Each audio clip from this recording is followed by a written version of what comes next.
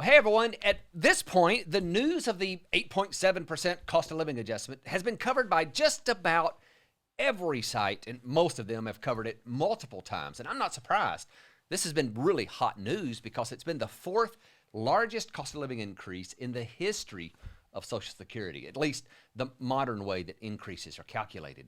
So I'm a little hesitant to even release this video because how many of you remember the Debbie Downer character from Saturday Night Live? Debbie, please, but you can't stop Debbie Downer. Well, sometimes that's what I feel like, but I know that my audience relies on me to cut through the fluff and get down to the heart of the issue, even if the news isn't always positive.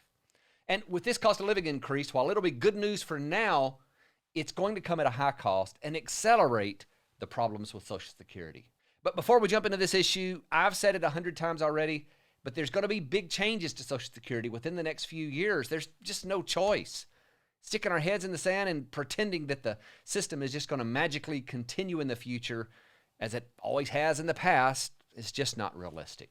Changes are coming, and when they do, I'll be right here telling you about them. So if you're new here, be sure to subscribe and turn those notifications on so you won't miss any of the videos on this channel. So let's get into this latest cost of living adjustment and talk about the unintended consequences. The simple summary is that with higher inflation, which has caused this big cost of living adjustment, that's going to shorten the lifespan of the Social Security Trust Fund. Let me show you how. Every year, the Social Security trustees issue a report that dives into the longevity of the trust fund. When you hear people say that the trust fund is projected to be depleted in 2033 or 2034, this is the document they use as their source. Now, it's easiest to think of these trust funds working kind of like your bank account does. Income comes into the fund through payroll taxes and other revenue streams, and expenses, or the benefits mostly, are paid out to Social Security beneficiaries.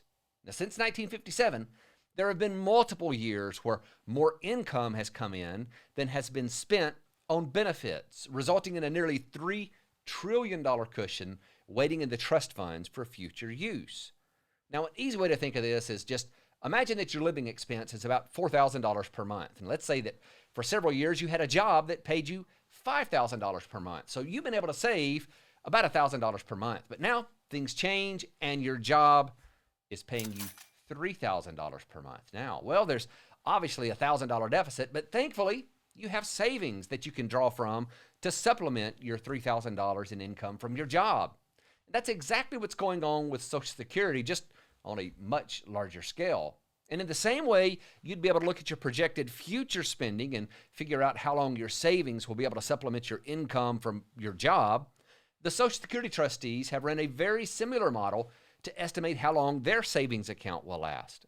Now, to arrive at this forecast, the trustees have to estimate multiple demographic and economic assumptions. And one of these assumptions that's used is the estimates they've made about inflation moving forward, because the rate of inflation affects the amount of benefits that have to be paid out.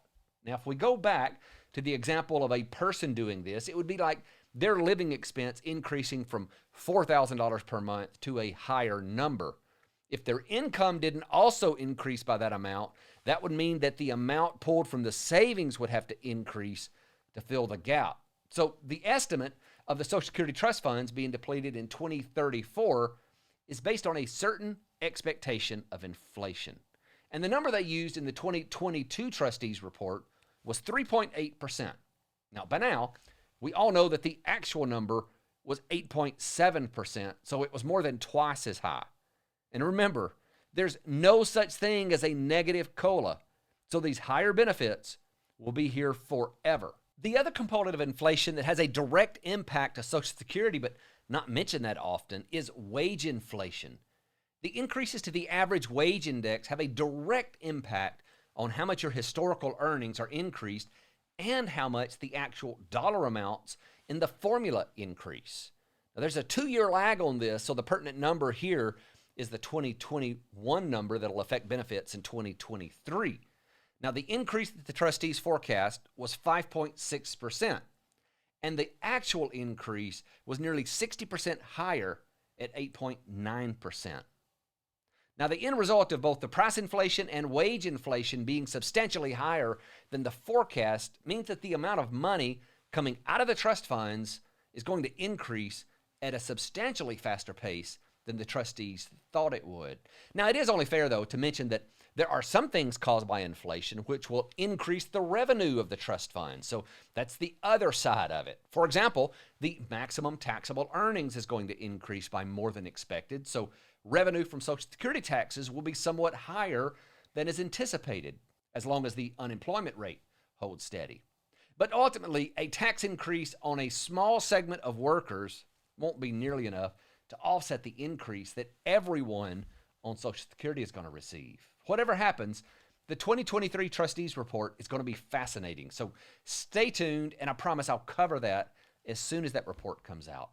So I hope this video was helpful and gave you a little bit more knowledge to combat the misinformation that's being spread as Social Security becomes more and more of a political topic. Again, if you want to stay informed about what's going on, be sure to hit that subscribe button before you leave. Thanks for watching.